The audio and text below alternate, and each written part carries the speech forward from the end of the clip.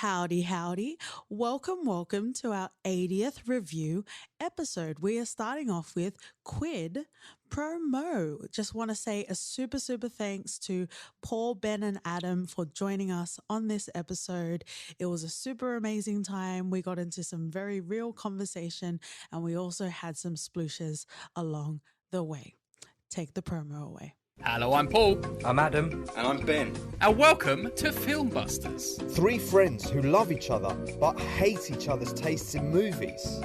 You just hate Tom Cruise, don't you? It was annoying me. I think when I was watching it, I was in a mood to be irritated because I get irritated when I see Tom Cruise straight away. How do you even get into a fucking acting career when you're that shit? The lines are awful, but you can't even deliver a shit line. Yeah, listen right now. Let me just say that I wasn't bored at any point during the film. Oh, well, can I not say something? No, Adam. No, I'm going first. I'm done with it. Fucking white male hero saving everyone all the time. It's particularly starting to piss me off. I don't think they should make any more Toy Story films. After this one, because it's the perfect ending to a Toy Story franchise. It's 10 out of 10. Fuck off. I don't think I can continue podcasting with you boys. I've shocked him. Find FilmBusters on Apple Podcasts, Spotify, and all other major podcast platforms.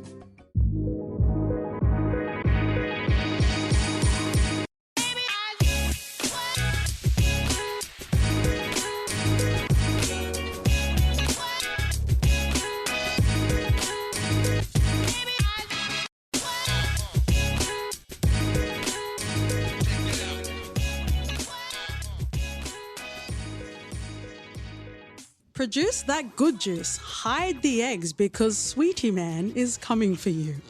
Yes, friends and lovers, we are covering the 2009 District 9 film today.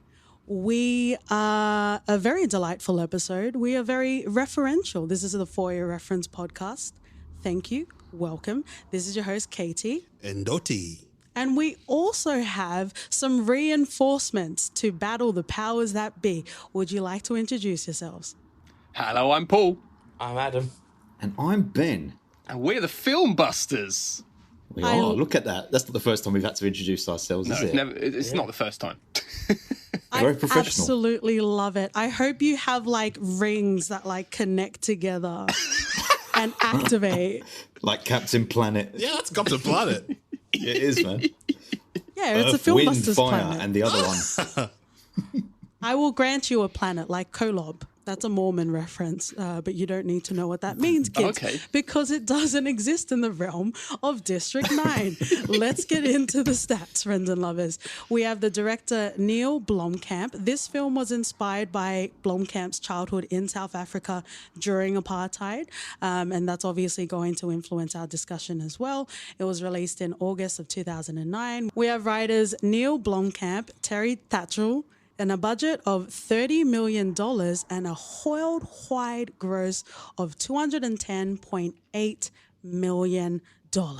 Sweet. Yeah, that's a lot of alien juice. The actors, Fantastic. we have Sharlto Copley, David James, and also Jason Cope.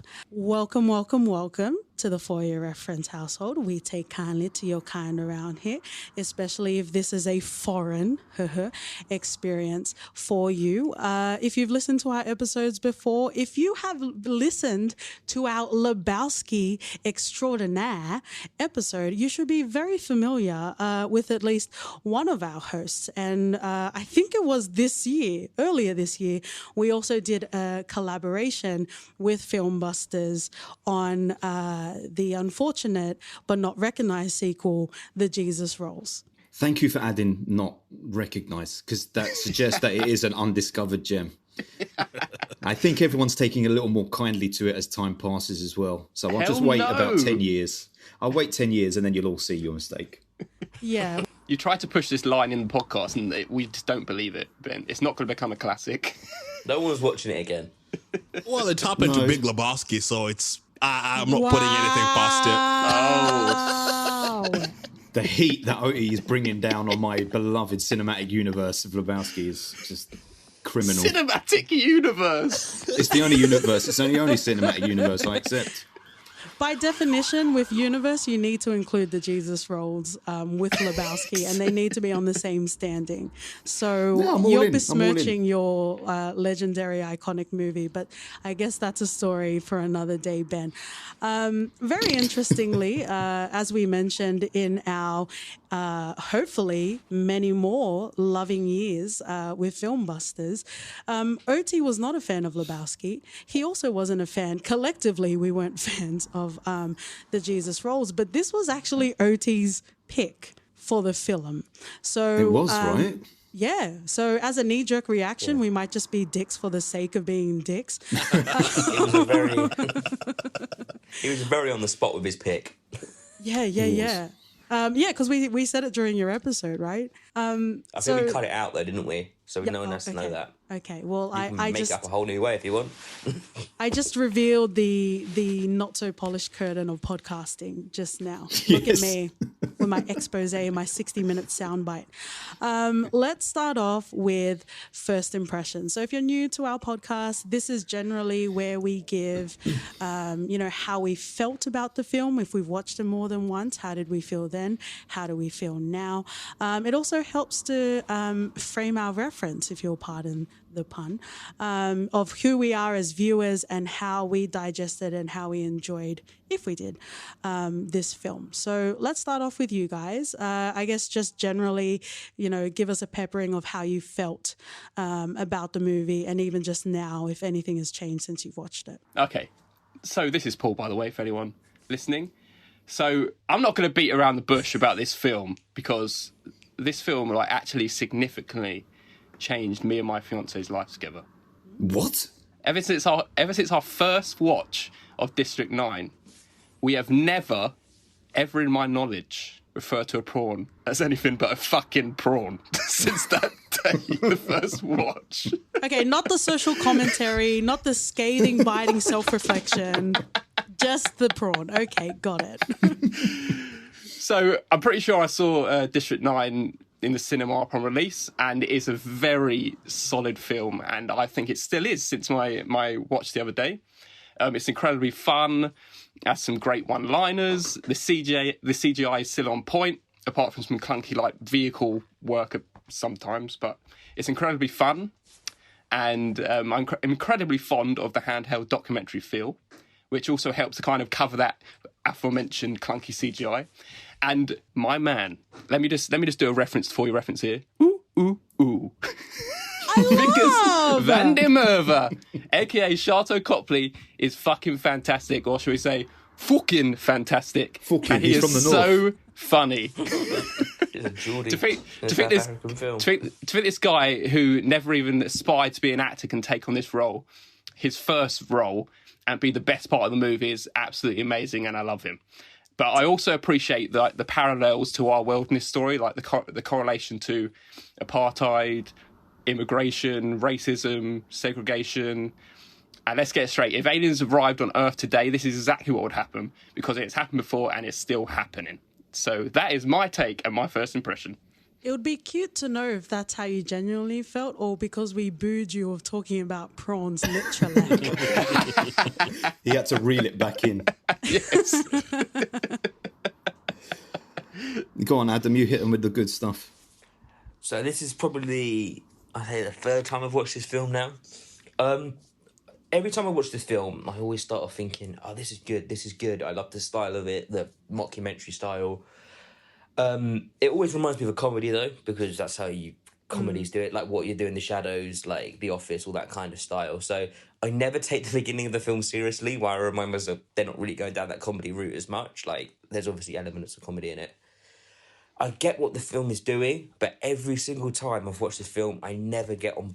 It always loses me halfway through. There's something in this film, it doesn't stick with it. I know it's got there's a message in there, and I get all of that, and it's got a good start. But every single time, it just loses me halfway through. And yeah, that's my initial thoughts on the film. With my negative bank account, I am going to say it on this podcast. We are going to make a For Your Reference FilmBusters live podcast, or at least in the same room podcast Oh, yes. happen. The reason why and the catalyst of why was OT's face when Adam said he was not having it. And if you want to keep slinging mud at each other, I am all for some mud wrestling. Definitely I am all for it. do you want me to give my score? Because Go on, give a score. Let's hear what I do give it a 7 out of 10 because it is a good film in deep down, but it's just something about it that always loses me in this film. Like, I get all the message surrounding it, all that's all great, but it kind of just gets lost. The storyline kind of goes a bit in there, and then But I'm not going to defend OT anymore at the moment. We'll save that for later on. Okay, the silence is just deafening. The date is the 50th of March 2020. This is Katie from the For Your Reference household. I would like to retract our request because OT is seething. I am seeing literal steam. I don't think a 7 was good enough, Adam, so I'm not sure I can save you from any sort of physical interactions. Well, let's go for Ben now. Then you're going to go one way or the other here. Guess what? Everything you said, Adam, I agree with 100%. Oh, no. I've never agreed with you. And this is not revenge, OT. This is not revenge. Exactly what you said, you took the words out of my mouth. From memory, I feel like this is the 3rd or 4th time that I've watched this film. And agreed, I really like the themes. I really like the idea behind it. But once you get over that initial 45, 50 minutes of that theme, it goes to nowhere for me.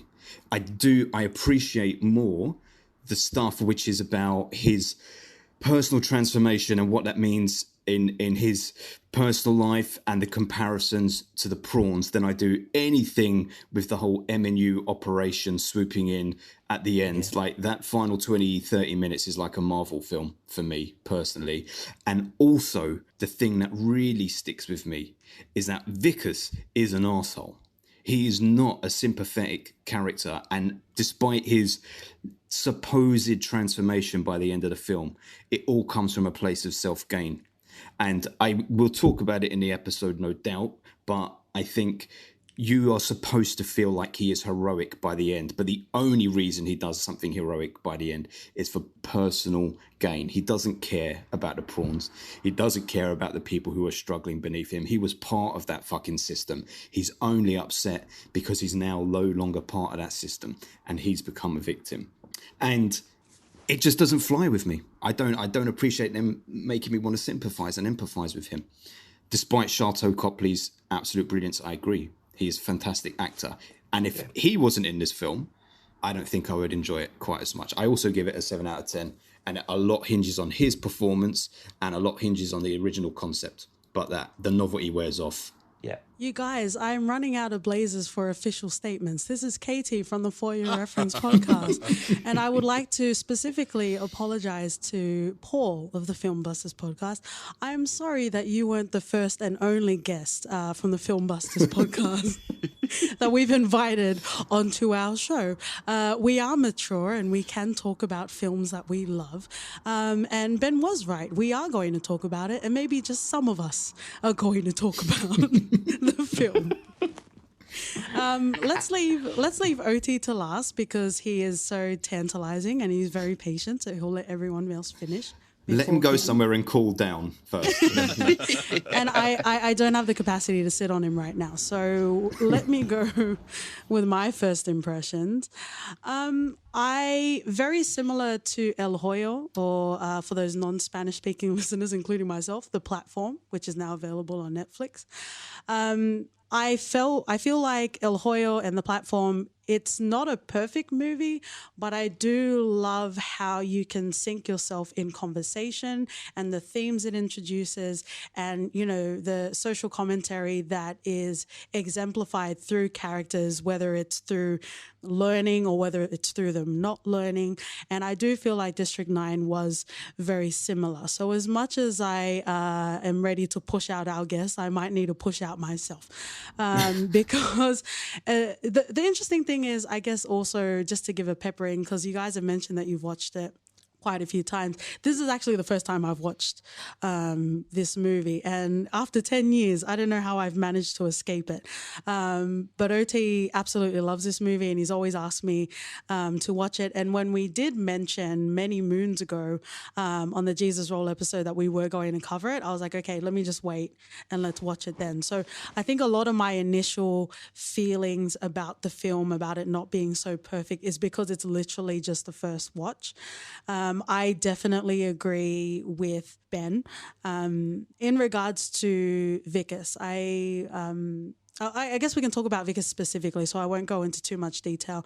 I was worried that this will turn into like a white savior sort of film, absolutely. which it wasn't Absolutely. until 3/4. For the first 3/4, it was a white self-serving dickhead, but he definitely graduated, whether by pen or by acting, into that white savior, unfortunately. So I think it definitely did take away from the bite of the commentary that we had. But I do appreciate that, you know, even with Avatar, I feel like a lot of the times where I feel like Avatar failed in regards to trying to draw sci-fi and some sort of key message, District 9 definitely exceeded with that. I would say my biggest qualm would be the direction that they chose near the end of the film, but I definitely love, you know, the ideas of, you know, like Paul was saying, with refugees, with racism, there's a lot that you can hold on to. There are some really tangible themes about this.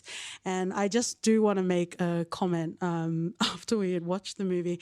I said, you know, there's a lot to latch onto in this film. And if you choose, or if you say that you didn't get anything from it, I think that's kind of you as a viewer. So I'm calling you out, brother. Meet me in the ring. If you didn't, if you took nothing from this film, it's not because it wasn't there, I guess, is my point. Yeah.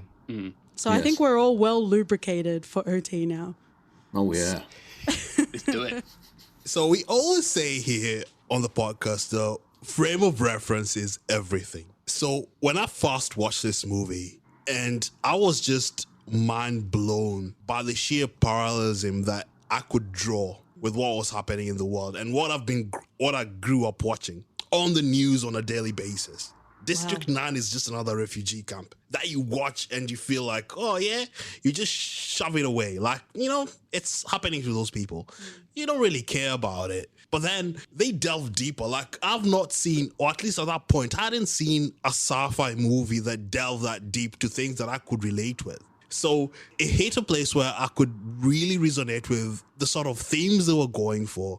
And it hit me in a way that I could not really explain at the moment. And then after several rewatches, this was like my 6th time watching this movie, you know, and it's far from perfect, I accept. But if I was to be told that, you know, choose one alien movie that is the best ever, this would be mine. This simply would be mine. You know, you could go with Sigourney Weaver's Aliens and you'd be like, yeah, but, you know, we tried rewatching that just a few weeks ago and it just doesn't age well. District 9. Weaver is delightful, and she will always be delightful. For me, but District 9 just transcends to a different level. I loved the movie. Vicus as a character is flawed, and as Ben said, I agree 100%. But that's beyond the point. I wasn't watching this for Vicus. I wasn't watching this for any white savior sort of moment that you thought you saw in the movie. I was merely watching it for a movie that delves into my love of sci-fi that correlates two things that I didn't really think they would ever merge. Drawing out the sort of human nature. I don't think any movie of watching sci-fi has shown human nature as much as District 9 has.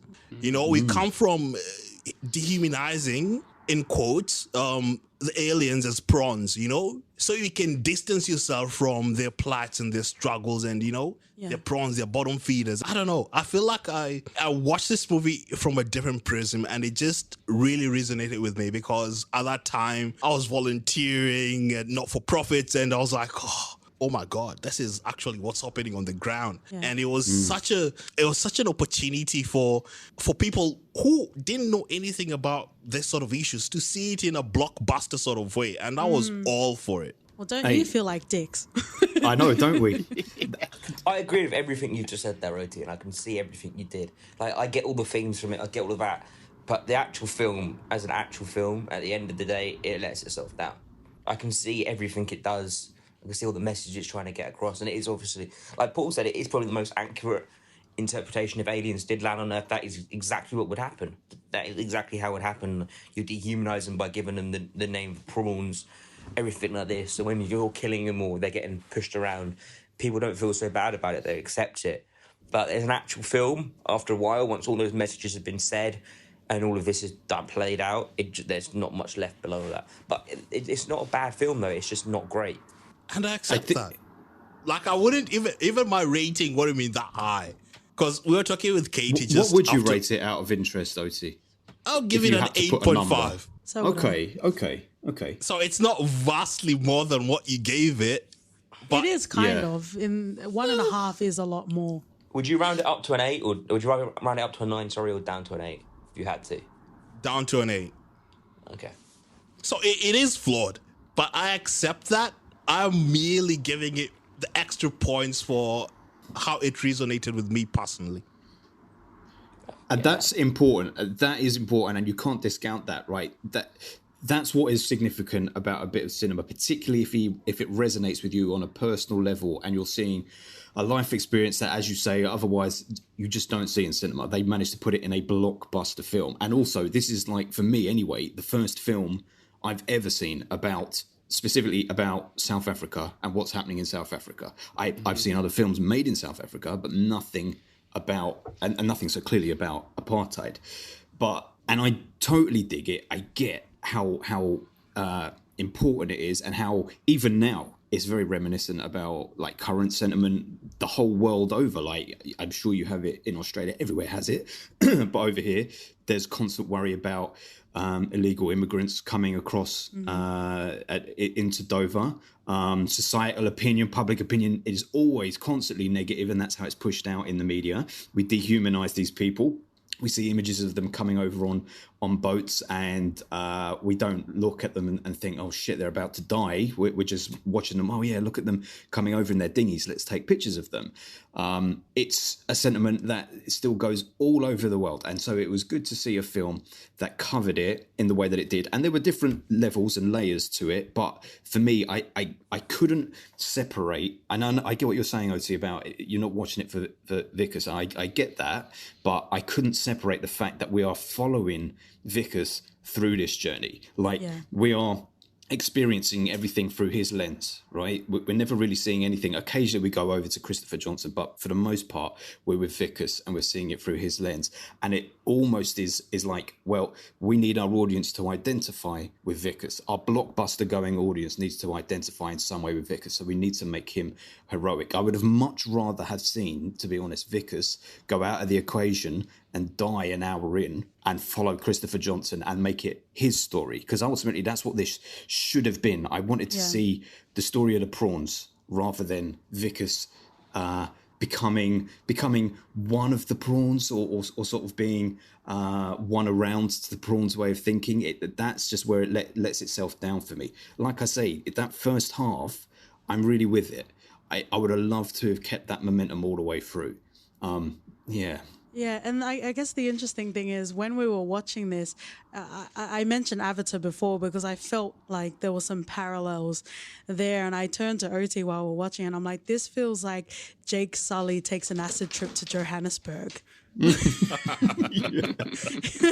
Because it really is. You're like trying to peek behind Vickers to see what else is going on, because there are more interesting things going on in his particular world. But what I think is quite interesting is we're talking about the abstract. We're talking about, if aliens came, this is how it would be. But also there's real fucking parallels here. We've kind of talked about it already. And, what's interesting is we have, people getting interviewed as this sort of storytelling style. And one of the interviewers was mentioning, if they were from Earth, it would be okay, but they're not from this world, so we don't want them here. And, it's always the other. I live in Australia, but I'm not that blonde hair, blue-eyed gal. maybe after a couple of $100s, but not naturally. Anyway, so it is very much as they're okay to be here, I guess, but they need to speak the language, or they need to integrate in some way, or they need to keep their traditions to themselves. They need to adopt if you can argue they're Australian traditions, except for Vegemite and Foster's that no one drinks in Australia, by the way. We can disband the stereotype, no one drinks Foster's in Australia. And then no one should everyone drink Foster's regardless of where they're from. No. Yeah, exactly, right? Everyone shits on it. It's the piss of the world. But, and a lot of the time, even with like detention centers, or, it's like, oh, we really love the homeless. People should look after them, but don't put a drop-in center like next door to me. You know what I mean? Like there's so much tangible parallels that you can draw to real life. And a lot of the time, the aliens are a proxy for whatever you want to project onto it. And I know there's a negative connotation with projecting, but I would say in this case, it is really that sense of self-reflection. Like if you can watch it on surface level and understand that it's like aliens and it's people are different and that sort of thing, then that's absolutely cool, guy. But if you do really dig deep and you do feel deeply, like OT was saying, then, there are some real existential quandaries that you have in your hands that you'll need to reconcile, either on your own or through way of this movie. And I think that's also something that's really interesting as well, because it's always the other. It's always.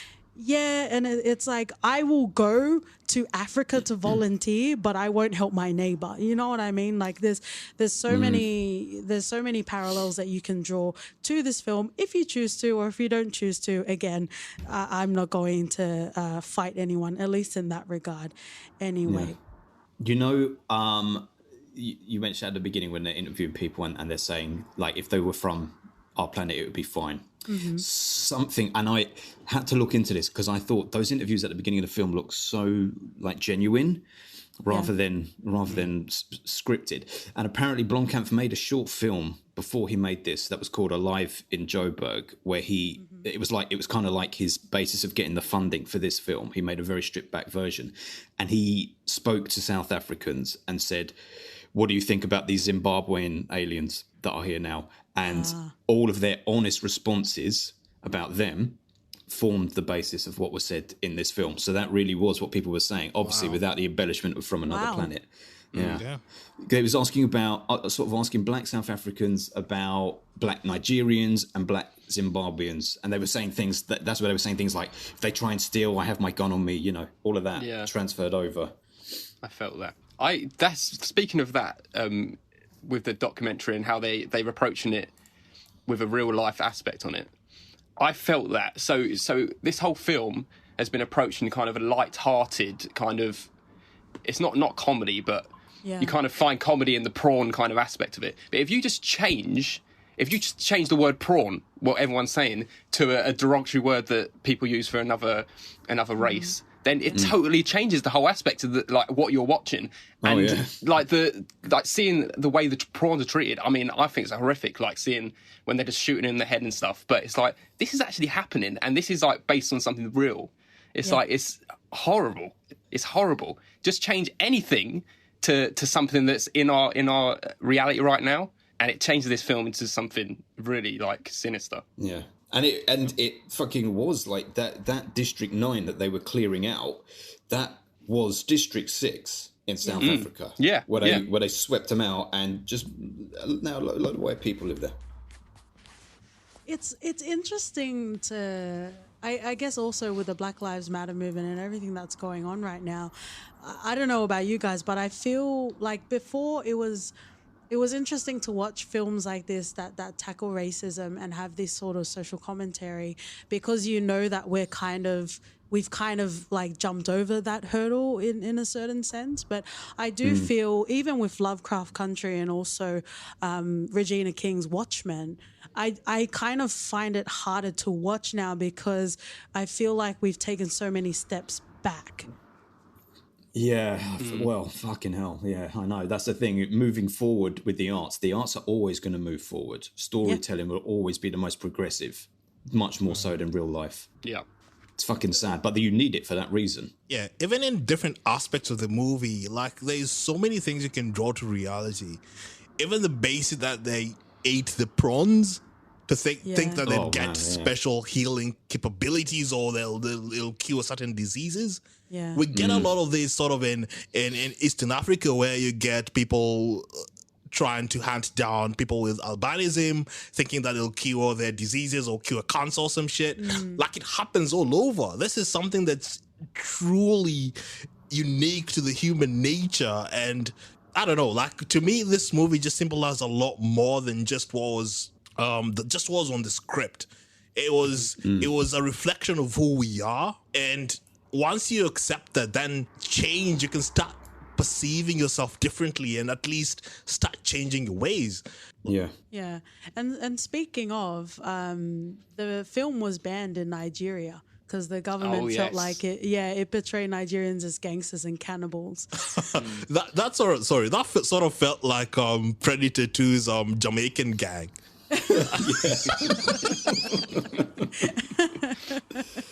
Hey, but see, look, that is an example, right? So that is within this film that's essentially dealing with racism. Inherently, it's exhibiting its own racism. Yeah. Don't forget, this is directed and produced by white men as well. Yeah. I mean, it does feel like that, in particular, any scene involved in that Nigerian group felt a little bit like it was straight out of an 80s exploitation movie rather than this movie. You know what I mean? Yeah, I can get that, yeah. And fun fact, the lead guy, the leader of the Nigerians, you mentioned he was speaking some Swahili. Yeah, there was some Swahili in there. Oh, yeah. So there's a mixture of languages. Yeah. Do you think that was on purpose or they just kind of like slap stuff together? Oh, definitely on purpose. Because Mizungu is white person and... Swahili. Yeah. Yeah. And just while we're talking Mizungu about... makes us sound so exotic. Yeah. Much more exotic than Caucasian. Maybe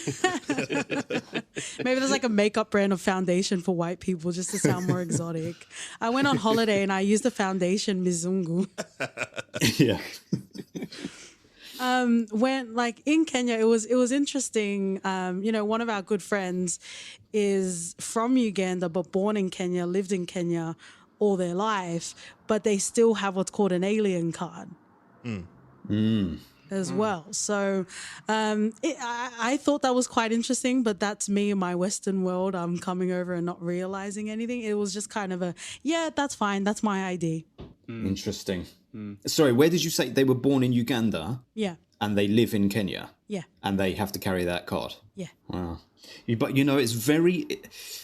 So... in my job, which I'm not going to specifically state because I never talk about it on the podcast because I don't want to get in trouble in any way. But in my job, I do a lot of stuff dealing with I get membership applications from regions around the world, and I get a lot of membership applications from Africa. And whenever Nigerian applications come through, there is a bias that came from my organisation, but also from other members in Africa, to scrutinise the Nigerian members more. Like they would be lying, they would be fiddling the data on their forms. Beyond that, a lot of the countries within Africa they're definitely the most passionate members that we've got, but there's a lot of politics in between them. There's almost like a hierarchy of countries within the region who say, all right, they're from Uganda, down there they go, Nigeria goes up here, Ghana goes up here, Kenya goes up here, oh wait, Mali, no, they go down there. And it's an unspoken, it's not an unspoken thing, it's spoken about very much. So I think there's a lot of politics within Africa itself, as we know, with what went on in South Africa. So it's a very, very interesting region to discuss anyway, without all of the prejudice that comes from the rest of the world, certainly the Western world. Just within Africa, there is a lot of politics within country. So having a bunch of them represented in this movie makes sense. Yeah, it does. Like even applying for visa to Australia, like you have an hierarchy. Like you'd get the high risk countries, and majority of those are from Africa. Yeah, it's classified as high risk. So Yeah, high risk. Yeah, just Right, being right. super PC about it. it's like obviously there are words that could be used, but I love it. You see how great this film is. It's bringing some actual personal, some real But see, life. That's what's good. Stories. That is what's good about it, because it allows you to talk about your own personal experience and talk about the themes. You notice we're not really talking about the film. Yeah. That's We'll kind get of there. that's the issue, right? It's the film, the all of the themes and the stuff it brings up and it makes you think about. Absolutely. But if we talk about the film, it fucking falls apart. I think that's why it makes it one of the better sci-fi films for me, because it actually is part of our reality rather than this like something we don't even, there's nothing to do with us in outer space kind of thing. But this is actually our Earth. It's just put into a sci-fi form. Oh, absolutely. And just like Ben promised, let's get on with the film. I think it's a very rough, but we like it rough sort of segue that we just had. But let's dive into, I've got cinematography / score. And I guess I will pepper in what I mean by that, or wherever you guys want to go with it. We've had some very frustrating films in every sense of the word that we've covered on this podcast. Uncut gems. Whiplash, for example, where it feels like all of the scenes are cutting together and you're not necessarily getting a chance to breathe, or as I like to call it, the KT commentary moments where I turn to OT and I like to have a full discussion with him, and I think he liked that there was no opportunity for me to talk to him about anything in regards to the film, so I had to wait until the end, unfortunately. But I like that sense of stress and that sense of anticipation of what's going to happen next. I actually really enjoyed it. I enjoyed that I was stressed in every sense of the word. And I think it just depends on what sort of movie it is, but this definitely held my attention. And every single moment I'm like, okay, boom, boom, boom, boom, boom, boom. Like, what's going to happen? Are we going to get here? A lot of it was focused on Vickers. And I guess if you're going to say there's a protagonist, it would be Vickers. But, a lot of the moments that we were going through, it literally was like an endless stream of scenes cut together. And I think that really did build to, the anticipation of the film and what's going to happen. We'll talk about the storytelling next, but in regards to the cinematography and also with the score, I liked how the score kind of accentuated how I was feeling, and it didn't play the music a scene before for me to know that it's going to get emotional, but it helped draw in the emotion I was already experiencing on the film. And it was good that they didn't really have any soundtrack during like the opening documentary style footage, because that would have been weird. It only really kicks in after that. But that was a bit jarring. Did you think, because I watched it with Jenny, it was Jenny's first time, and after like 20 minutes, she was like, "Is the whole film like a documentary?" And I was like, I can't remember actually. And then it stopped being like that. And it's kind of weird that they spend so long setting it up as a documentary and then they go into full-blown cinematic universe. But then they still intersperse some talking heads throughout. It was a little bit jarring. They kind of keep it with that handheld kind of feel, though. So it's as if someone's there kind of filming the action. Oh, yeah. Because I feel like we only ever see stuff from Vickers' point of view or through CCTV as well. So Yes. it's There is not a as fair if bit of CCTV, yeah. Yeah, so Apart it's not from- as if we're seeing a scene where it's not captured through someone's point of view or through the CCTV. Even at the end, oh, fuck, spoiler, or prawns, if you're nasty. Even at the end of it, they were like, this is the last CCTV footage that we have of Vickers, right? And they kind of just left it there until they, continued the scene. So I think they try to approach it from that sort of sense. In regards to whether it felt jarring or not as good as a Queen song, but I felt like it was a cinematic, like, note change. So I Yes. didn't find it jarring. I just took it as, okay, I'm putting on a different costume. It is just as flamboyant, but I am here. Yeah. Yeah, it sort of felt like playing a game. You know when you get cutscenes and all? Yes, That's what it reminded me of. So it wasn't like, and the fact that it was also the sort of handheld effect is just mentioned. Like it's not Taken level Pierre, what was his name? Pierre Morel or something, the director? Where it was like, whoo, this guy needs to stabilize his camera a bit more. It was... I truly enjoyed the cinematography in this. I think it brought a sense of realism, and then when they switched it on, I was like, oh, I'm enjoying this quite much. Yeah. I totally agree with the because the documentary feel, it kind of a call to what's going to happen. So when they're talking about I can't believe it happened to Vickers, like he was such a nice guy, it kind of makes you think, oh, what's going to happen? It's almost that documentary feel where it builds up kind of a sense of like, oh, this is going to be a good story. It's like, because everyone's given like a sense that he's a bad guy. It's like, how does it like this bumbling idiot turn into this massive person that everyone's speaking about? It's like, I love how they did that. It's really good. Yeah, they add a lot of mystery about him and what's happened to him. So you do think, like, okay, so what's he going to do? So he's clearly going to break ranks and he's going to help them. But then it's like, okay, two problems there. You then have the potential white savior storyline, which, like you said, Katie, it does seem like it might be going that way, and then it half does, but it half doesn't. But the second thing is, it's like, well, this guy's an arsehole, though. He's an arsehole. So if he dies, I don't really care. He's our protagonist, but he does a lot of fucking immoral things from the off immediately. Yeah, he has that bumbling. Do you know what he's like? Do you know what he's like? I don't know if you guys over there in Australia know much about our Prime Minister, but he is a fucking idiot. He's an absolute idiot, but he's the clown. He's the buffoon. He makes people laugh because he bumbles around, yeah. And that's what Vickers does. When you see him in those opening 10 minutes, he's like making all these comments. Oh, they won't keep that in the video. Here's my wife. Oh, look at this, look at that.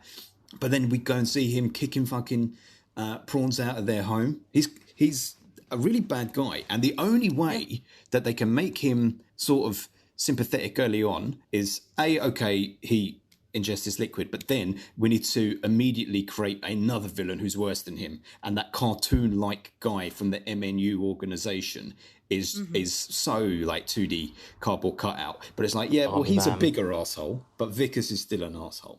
I don't think he's ever the good guy, really, Vickers. He kind of stumbles into to help Christopher out at the end, but he's always the idiot. He's always the person who's the coward, who's running away from the situations, and he is the one being racist at the beginning. And he is, yeah. It's like, I don't think you're supposed to think of him as the hero. He just kind of falls into helping Christopher at the end. That's all he does.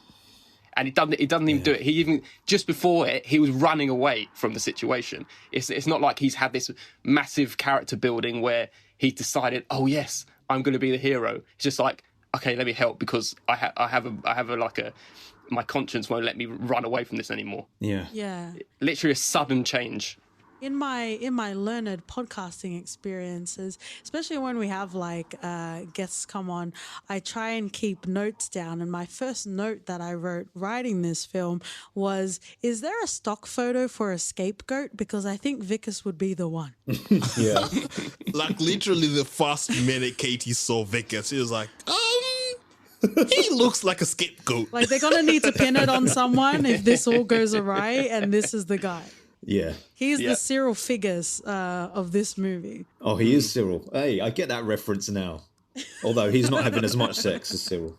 I think you come out at the end of this film thinking he's a hero because of the fact you love Sharlto Copley in this role so much. He's so good. And you feel like, oh, he's the hero. But he's really not. He's just really good at being an arsehole and an idiot. That's all it is. He's gone for the love of arsehole and it's not worked. Yeah, I needed him to be less of an arsehole because even like towards the end, like you say, he's running away from situations. He's going to take the little ship up to the mothership with Christopher Johnson's kid, like just separating from his dad, all of those things. He's a bad guy. And it's just like any villain. Like if you see the Joker, it's like he's a villain, but you love him.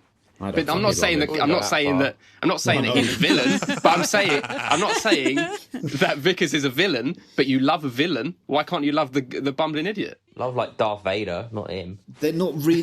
I really feel like I get that, Paul, and I agree with what you're saying. But I think Neil, my mate Neil, wants you to mate think. Neil. Yes, I think that he wants you to think that he is something of a hero and that he is heroic by the end. And I just don't buy it. That's the only thing. And I think that's the problem. That's part of the problem. And I think something interesting about Vickers' character is, you know, you can have like people that are outrightly shit people and it's super racist, but like there is a spectrum of racism, right? Yes. And I think Vickers is a good example of, okay, he's not going to punch me in the face, but he's definitely going to call me a prawn. You see what I'm saying? So there's or behind my that, back, like, call me it. Exactly. Well, not even then, because he was literally having a celebratory dance and giving away souvenirs when he was essentially aborting those alien nest eggs. Like you were some way fucked in the head to like do that to you know, The complete disregard. like offspring of some sort of kind. And I wrote down, he said it was like a noise like popcorn, and he was kind of reveling in it. And you guys laughed at me when I said he was a villain. He is. Well, Vickers was never meant to be loved. And I think he is the most realistic thing about this. Because if you've listened to a Quinn and Slim episode, I said never go full Quinn. Like you can never just go fully bad just like that. And you can see Vickers struggling. Like he really tries to remain human or retain his, you know, his standard. Vomit. Or what he thinks is... I actually wrote down, I don't feel bad for Vickers. Am I supposed to? No one feels, you should not feel bad for Vickers, but it's what most of us would do in that situation. No, sorry. We'd always try to go back to what we know. How dare you? I am a celestial being. They think they're superior.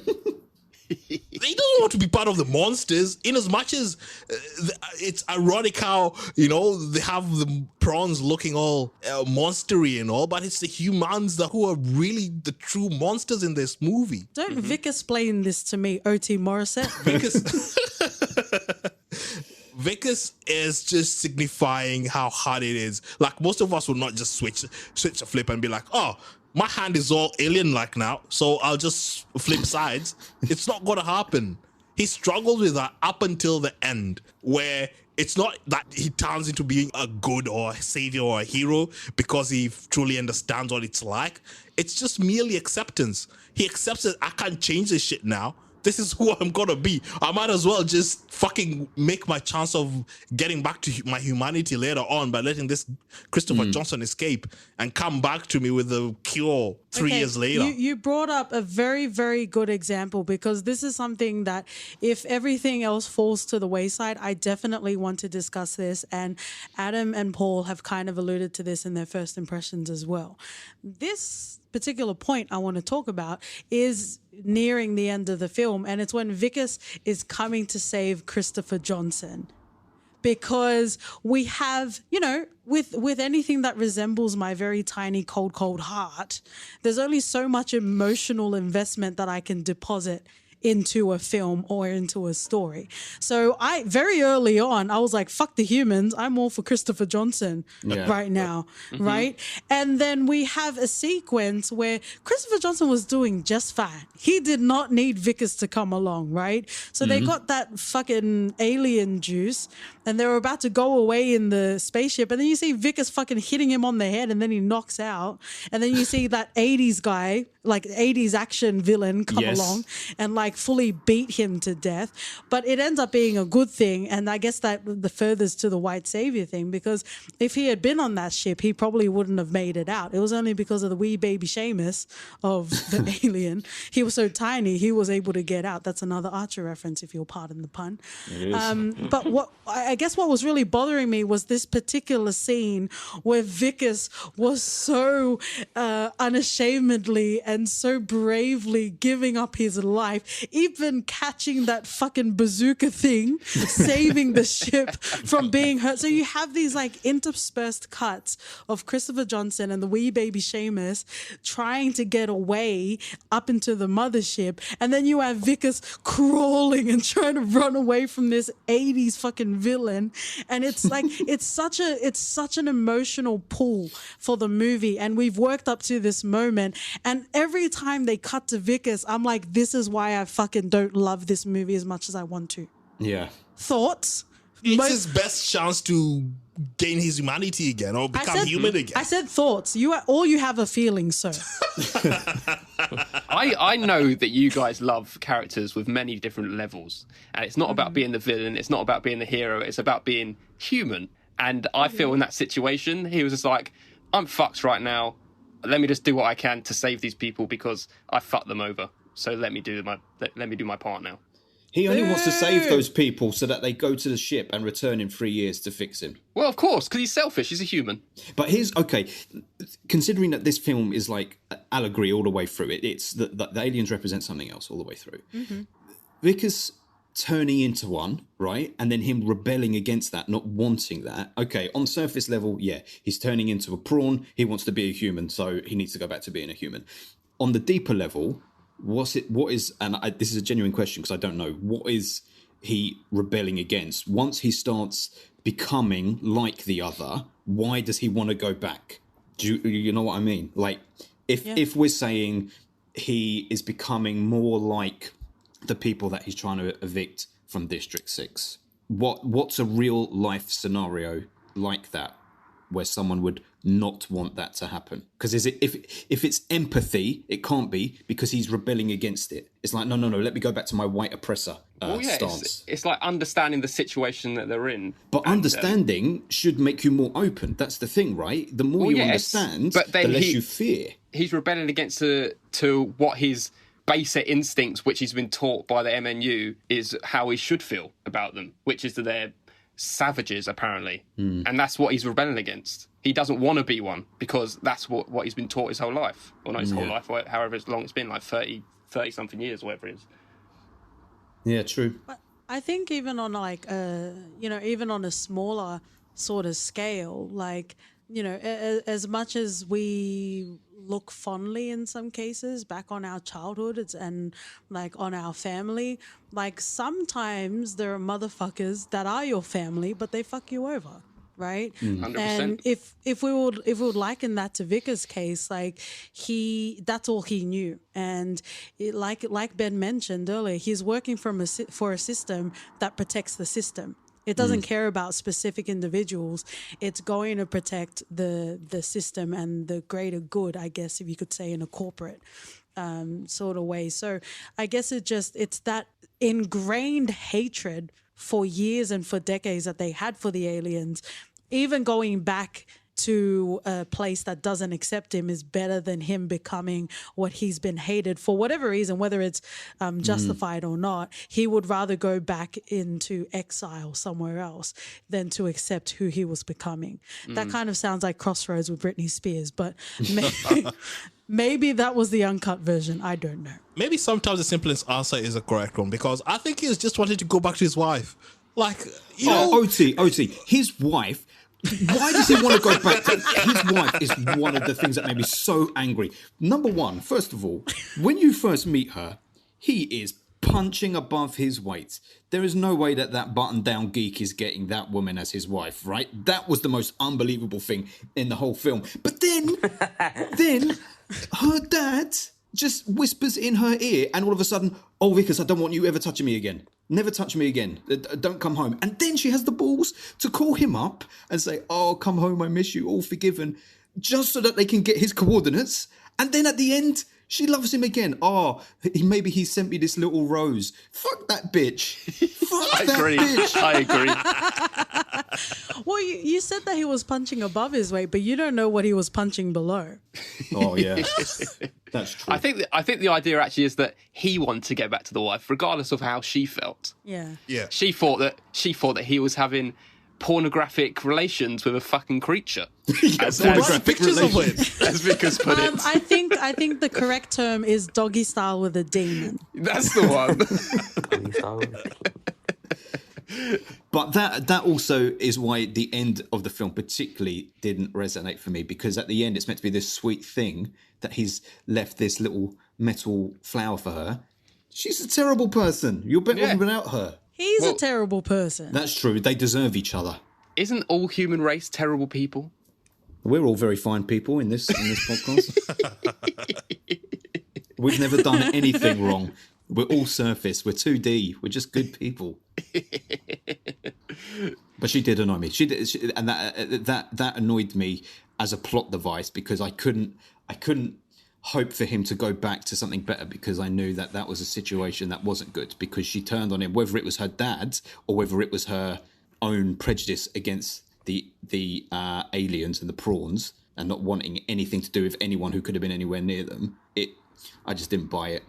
Well, I think the fact that we were struggling to theorize why he would go back to human sort of life, it shows how weak that sort of catalyst or that plot device was in the wife. They didn't necessarily flesh out the wife in any sort of sense, really. But while we're talking about lack of fleshing out, in one of the news reports that we have very early on in the film, they talk about how there are 1.8 million aliens. I don't know if it was a lack of budget, but I thought it was very weird that there were barely any aliens, but then we had a handful of them come and save fucking Vickers, like near the end of the film. Oh, yes. A nice... all on what do the they call it? spaceship. The whole film. They're just chilling out there. Yeah, and they just piled off at the end. Deus Ex Machina, I think they call that. Oh, look at you pronouncing it properly. Yes, I don't know if I said it right. I have no idea. Machina is definitely the right way to say it. I think it's Machina, but there we go. I always call it Ex Machina. That doesn't back up your argument at all, does it, Ben? No, it I thought you doesn't. downgraded your argument, if I agree. It reminds me of there's a Family Guy reference where, you know how you only ever see something written and you've never heard it audibly? Yeah. And Peter Griffin he says wind instead of wind because he's never heard the word before.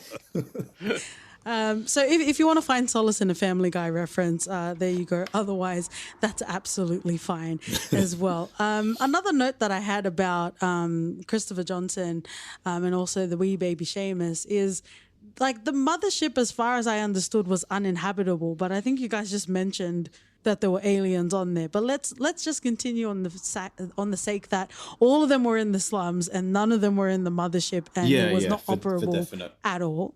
So I understood that they build the ship to get to, like, the mothership, but instead of the ship that requires their fluid, why couldn't they just, like, steal a helicopter and then fly up there? No, because I believe that ship was the part that fell from the mothership at the beginning. Yep. And it was covered over, and that's the part that needed to be up there for the ship to work. Also, did he just leave and leave all the other prawns behind?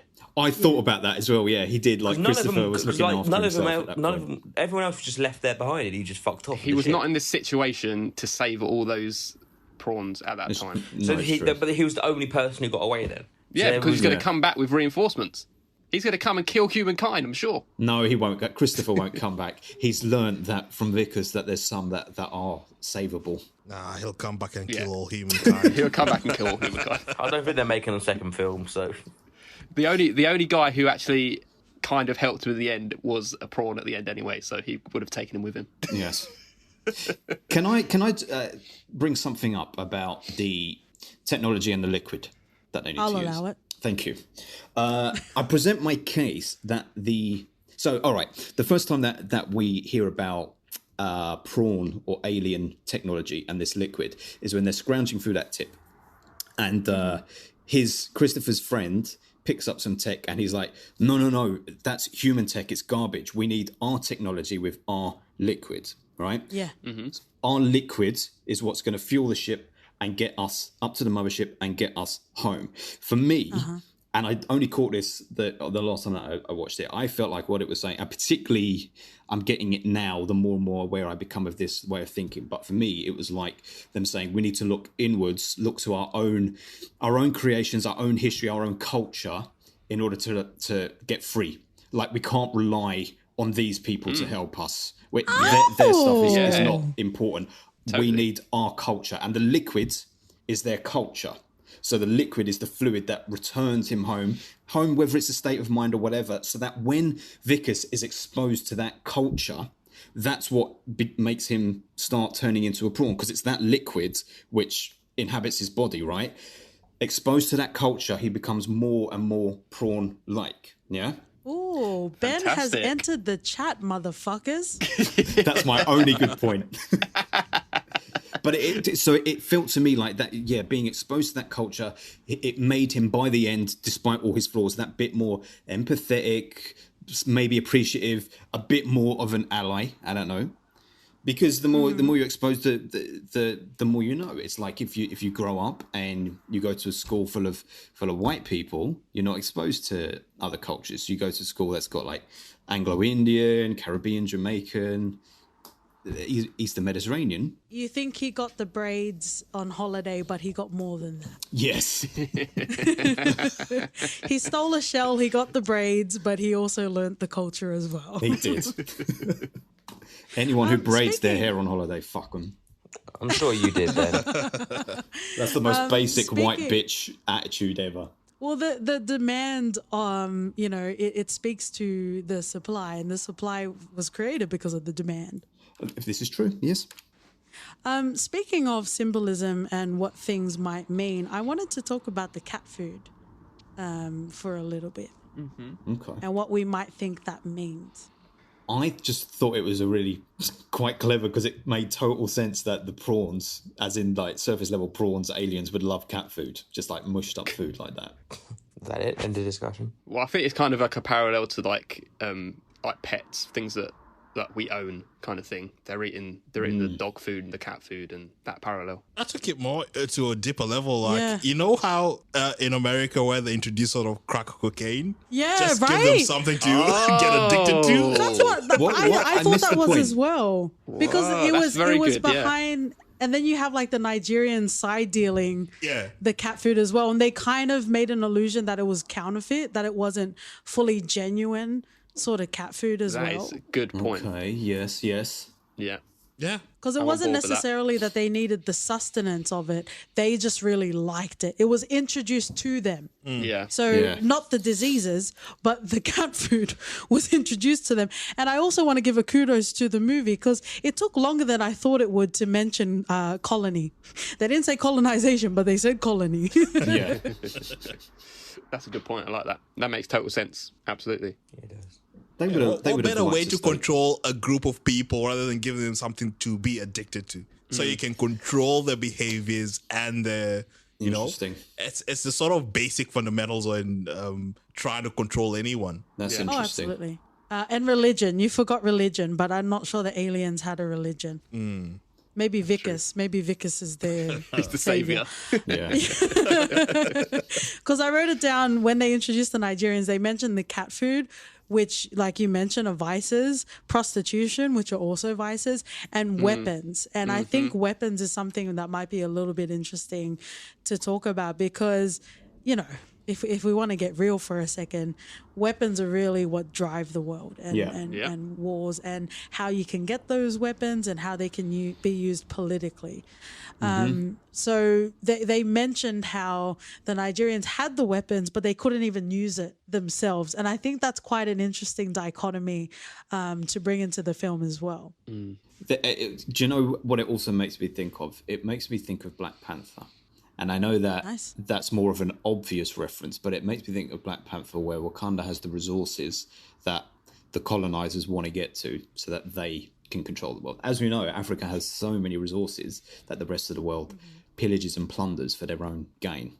And for me, I guess the weapons were a big thing, because that was the main takeaway from the prawns coming down. It's like, we need their tech, we need their advancement. Let's exploit them. We'll take their shit, the stuff that belongs to them, and we will use it for our gain to probably oppress them if we can as well. like to the extent of them actually like studying them, like cutting them apart just to try and get to these weapons and get some use out of them.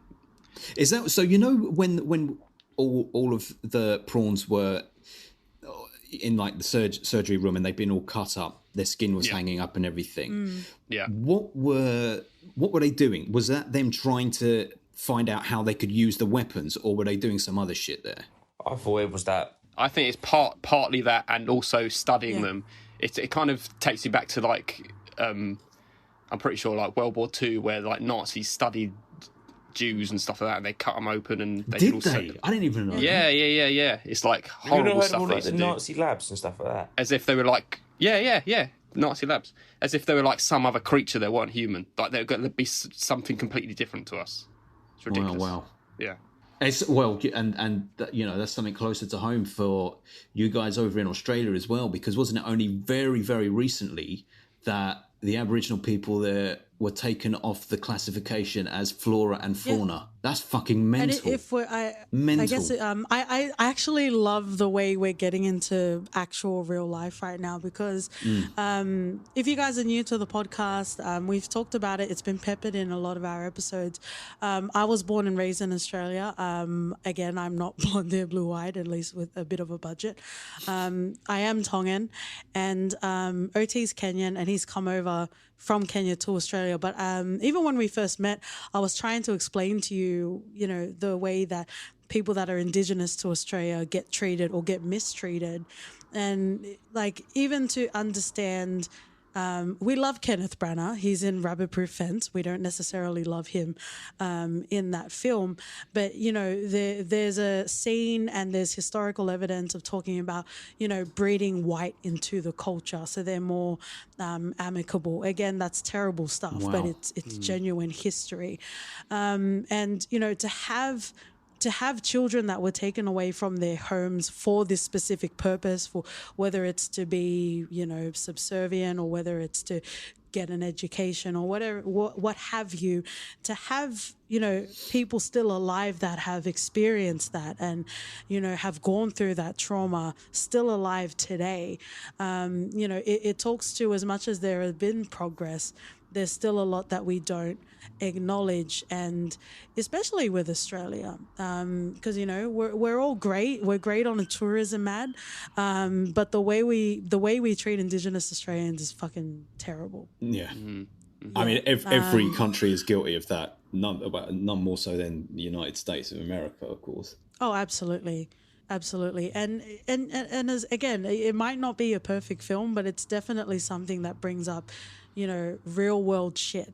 And, well, you're right. You know, the fact that we can have this conversation goes to show. But that's why sometimes the conversation that a film provokes is often better than the film itself. Mm-hmm. That's what I think in this instance. The film is great for allowing these sorts of discussions to take place.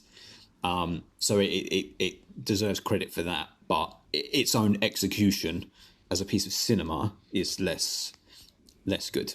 Yeah. And I think it also...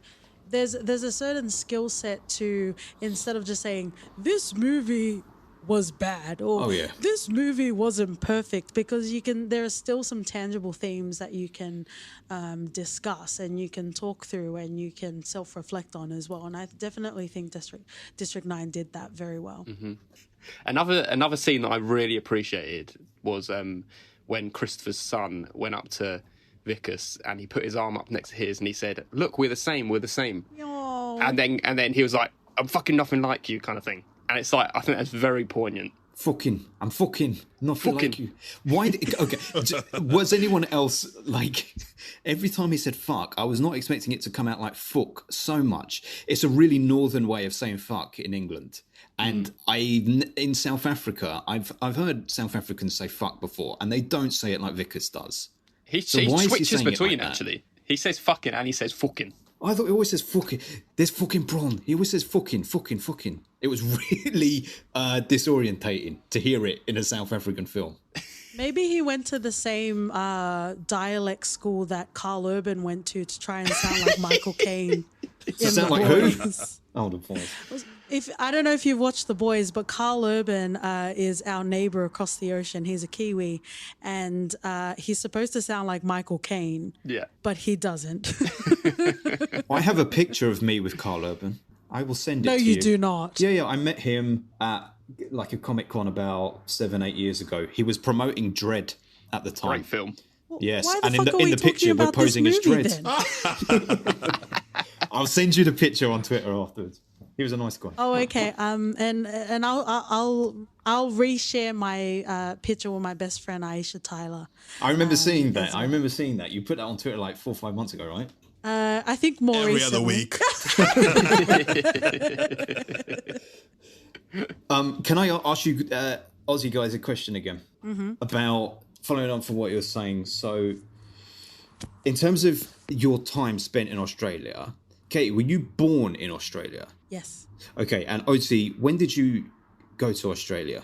2015. Oh shit! Relatively recently. Yeah. Okay, so what? To answer you the question, what's been your experience going to Australia, having not grown up with the culture and the way of life? Do you feel? Obviously, this feels like a question that has only one answer, but do you feel that your ability to integrate as much as you may be willing to there's too much force against it? Well, no, like it's weird because before I got here, I Googled a lot of things about Australia because I was super nervous about what I'd expect. Weirdly so, in school, I'd learned about history from all other countries and continents apart from bloody Australia. Yeah. Right. So it was a blank slate. I didn't know what to expect. And when I Googled stuff about Australia, it was just all super negative. Like racist people on trains. Yeah. And I was like, what the fuck am I putting myself into? Yeah. So coming here was a bit of a shock. Sydney is quite multicultural. So there was a lot of people who looked like me, not where we lived, but in the city who looked like me. I was like, oh, cool. It wasn't really different from what Nairobi was. Right. So, yeah, and that made it really easy to sort of integrate and feel comfortable in my skin and to be able to mingle out there and to find a job. That's good. Yeah, It's refreshing to hear you say that because, like you say, Australia does have a very bad reputation from the outside. UK does as well, but Australia has a bad reputation for racism. Oh yeah, I've been spat on and told to go back to my country. I'm like, I'm in my country. Yeah, it's fucked up, right? Yeah, and it was like in high school and I was at a bus stop, but I think I talked about that in maybe the Get Out episode. But yeah, Australia is a very interesting place, but because I'm Polynesian, we're seen as like big friendly people, but I'm skinny in my family. But anyway, I don't mean to brag. But yeah, so we're not like I obviously just gave an example of racism, but there are definitely groups that experience way more, especially if they're seen as like people that have come here recently, refugees or what have you. Yeah. It's definitely an interesting sort of space to be in because, I don't even see my face on TV. So it's an interesting thing. And even going to Kenya, like I would tell people I'm from Australia and they're like, haha, no, you're not. And I'm like, yeah, I am. Yeah. There are other people that look differently from there. But it's a very interesting experience living in Australia. But yeah, it's just, I guess it depends on your circles and what your circles look like. Totally. Definitely. And being in the city, of course, Sydney is totally different to the rest of the country for the most part. Like all that, you've got all that fucking land out there, all that outback ways of life and mentality is going to be totally different there. So this is a cute story because when OT first came here, he was like, why is everyone just living in clusters? Like, why don't people live in the outback? And I'm like, do you want to live in the outback? Who Like, wants to?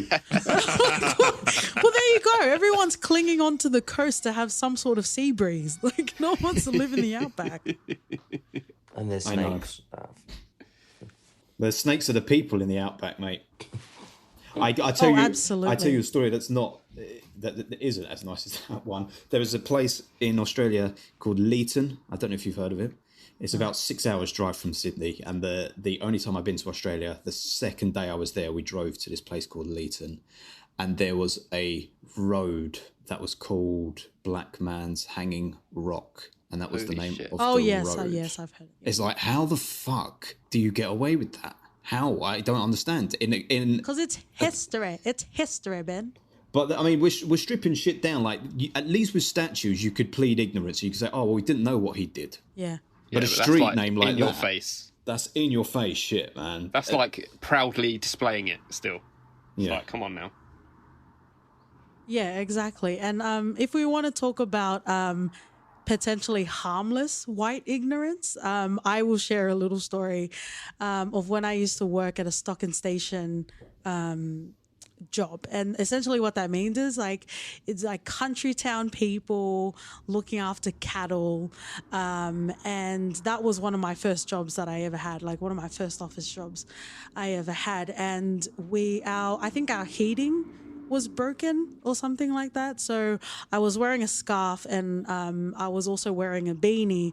And when I say stock and station agents, I guess the visual is old white men.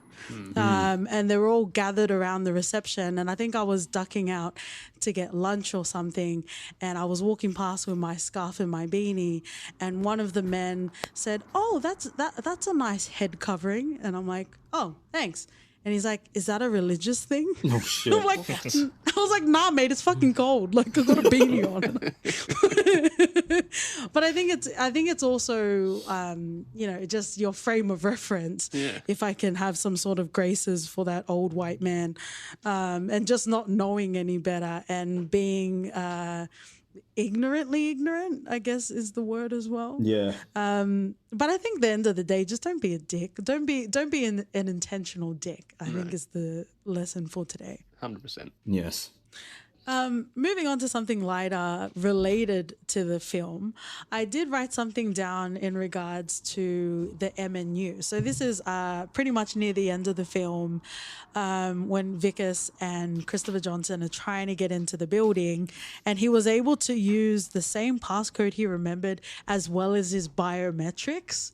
Oh yeah. Oh, yeah. And I guess I just wrote a note down saying they didn't disable or change the password or disable his biometrics.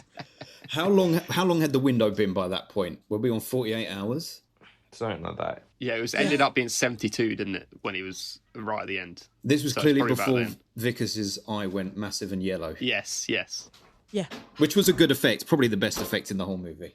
But they probably had better things to do than change passwords. True, they were probably try and changing chase it. him. There's always some grunt in the background who gets charged with changing the password, though. This is Katie's IT brain acting up. Yeah. She wanted to change that password. In my IT brain, Paul, I think you need some penetration testing because you've got some big flaws there. You need to change. As soon as someone leaves, you need to change the admin passwords. You need to change everything. It's true. Well, thank you guys for joining us on this journey. I don't really have anything to add. I absolutely love we pretty much covered almost all of the continents of the world. Hashtag pay more attention to the Uyghur people. There, I covered Asia. So we've pretty much covered every continent Did you do South Africa? today. No, South America, sorry. No, we didn't. Oh. All right, We have to fit them in how? Oh, I thought you guys were going to look after that. Pay attention to the Amazon because it's more than just a postcard. There you go. There you go, sorted. Is there anything else you guys want to add to the discussion, whether it's about the film or whether it's about life? I have one Covered every... I have one scene from the film which I find funny and kind of touching and just nice. It's when Vickers goes back and there's the surprise birthday party being held for him, and he's doing so well at holding it all together, and then his birthday cake comes up and he throws up that black shit all over the cake, and then he uses those shitty paper napkins to mop it up like people are going to eat that fucker after you've just done that. Like he's about to pass out and he's still trying to do the dutiful thing. Yeah. I think he's so great. I really enjoyed him in this. He did such a good job. He did. That as an actor, yeah. I did write down surprise party with shit in your pants. We've all been there before. Oh yes. Literally said it just before he turned the light on. Yeah. But that's it. That was my final comment on the film. Sick on the birthday cake. Oh, I just want to say one thing. I really appreciated that you said "sweetie man" at the beginning because I really liked that line. Oh, thank you. And if we can't have Candyman until next year, I guess that's all. Man will do. Yeah. Is the sweetie man coming? We've said it. Oh, we've said it more than 5 times. Actually, we're in trouble. The other thing that was funny about him, he has a lot of underrated funny lines, but it was when he goes up to that prawn and the prawn whacks the paper out of his hand and he's like, "Did you see that? He signed it. He hit it with his hand as I was saying it. It counts as a signature." Oh God. I feel like because we've done such a good job at talking about this film, we have like undersold how like funny his performance was at times. Yes. It was very good. Yes. I didn't find him funny, but that's just something I need to reconcile within myself. That's okay. It was very frustrating to me. Paul, Adam? I think we covered everything.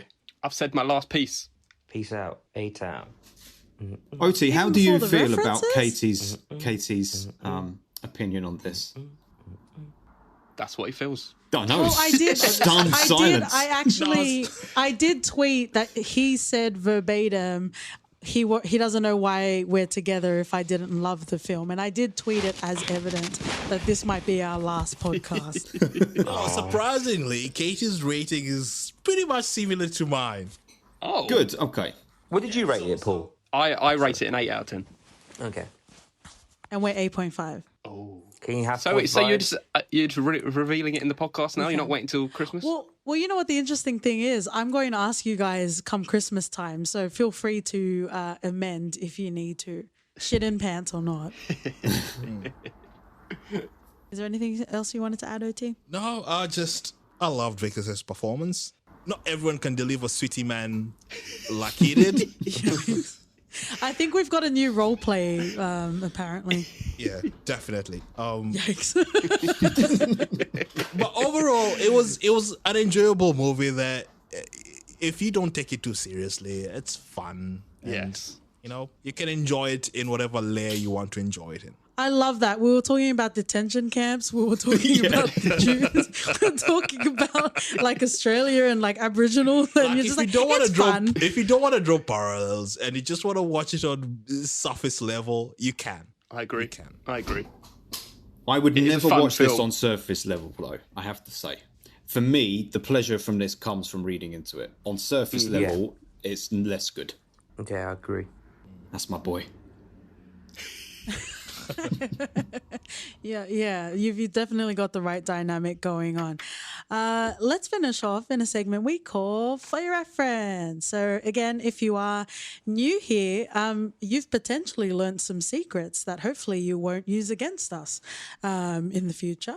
But we are going to finish off with recommendations of TV shows or movies that you might enjoy or you might enjoy more than District 9. FilmBusters. Shall I start? Kick us off. Yeah, kick it off. Okay, I recommend a film called Free Fire from 2016, directed by Ben Wheatley. It stars Sharlto Copley, as well as Cillian Murphy, Nice. Armie Hammer, Brie Larson. It is such a great film, all based in a warehouse, and the dialogue's on point, and it's such a great film. You stole my For Your Reference. Yes, I knew it, because I knew you were going to say it, so I'm glad I said it first. I've got a backup one. I'll tell you my backup one, shall I? I agree with Paul. That was going to be my reference because of Sharlto Copley. But if we want to go with thematics instead, there is a film that I believe came out in the late 80s or early 90s called Alien Nation.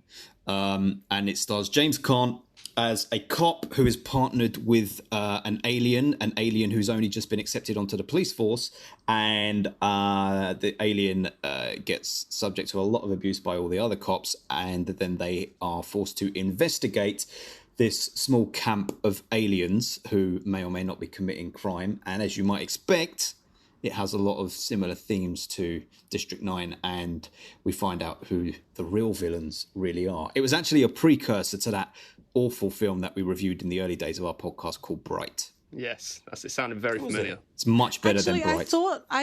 I thought this movie would be similar to Bright, but I haven't watched Bright. Don't. OT is giving me the death stare, so I'm going to stop. Adam. I only film I can think of. I said it earlier. Just What We Do in the Shadows. Just same similar style. Obviously, that's straight up comedy instead of serious tones like this one. But yeah, it's people trying to fit in a new world and go undercover and a mockumentary style. Nice. I think we made the mistake of watching the American version before the proper Taika version. Oh, yeah. So it Well, the felt TV very series. muddled. Yeah. Yeah. Yes, you should have You're stuck like, with the yeah, Taika that's where you version. fucked up. That TV series is not as good as the film. It's a very big letdown. It's not as after good, that. but it's still good. Yeah, that was our fault, definitely. Speaking of our fault, OT, what would you like to recommend? I'd reference The Expanse. There's a lot of themes that it also covers, similar to District 9. And we love Stephen Strait. Yeah, the first season is a bit hard to get through, but it's just a matter of getting through the details. And once you understand every nuance, you'd love Expanse. It's really rich in details. One of the best sci-fis out there at the moment. And we love Stephen Strait. I thank you for that Go more recommendation. Dominic Tipper. She's amazing. I tried to start watching that the other day, and I watched the first 10 minutes, and I think maybe I wasn't in the right mood. I was like, I don't know about the tone of this thing. So I stopped. So I should give that another go, yeah? Give it another go. Season 1 is just more about you getting to learn about the background of everything. Okay. And the world. But once you click, it's amazing. Okay. And I will reference Regina King's Watchmen. And Nice. I will Yes. always call it Regina King's Watchmen. Yeah. Great recommendation. Great. This is one of the best, because it's limited, it's hard to say, but got to be one of the best television Yeah. shows I've ever seen. Oh, absolutely, absolutely. And I think everyone went out to buy some blue dicks after that. Oh, yes. When you see that big blue dildo, that is one hell of a reveal. Oh, absolutely. In every sense of the word. Thank you very much. I am definitely picking up what you were putting down. Speaking of what you were putting down, where can we find you when you want us to find you on a day-to-day basis? You can get to us on @FilmBustersPod on Instagram and Twitter. Or we got a website, www.filmbusterspod.co.uk. We got all our podcasts in there and some great reviews from us as well if you want to check them out. But we also have our individual accounts. I am at FilmBusters Paul. I'm at FilmBusters Adam. And I am at FilmBusters Ben. Thank you so much, guys, for joining us Thank you. this week. Make sure you go and check out FilmBusters, and they are fucking great, and we fucking love you. Thank you so much for coming on to our podcast. We've definitely enjoyed this conversation, and there's not many people in your life that you can have real shit and real life conversations with, and I'm so glad we could share this episode with you. Thank you, man, Thank you. for having Peace us. and love. Yeah. Thank you And so also, much. it's good to have this conversation. And we'll see you guys wherever we see you in the next platform that we see you. See ya. Laters. Bye. Bye-bye. Jesus Rose.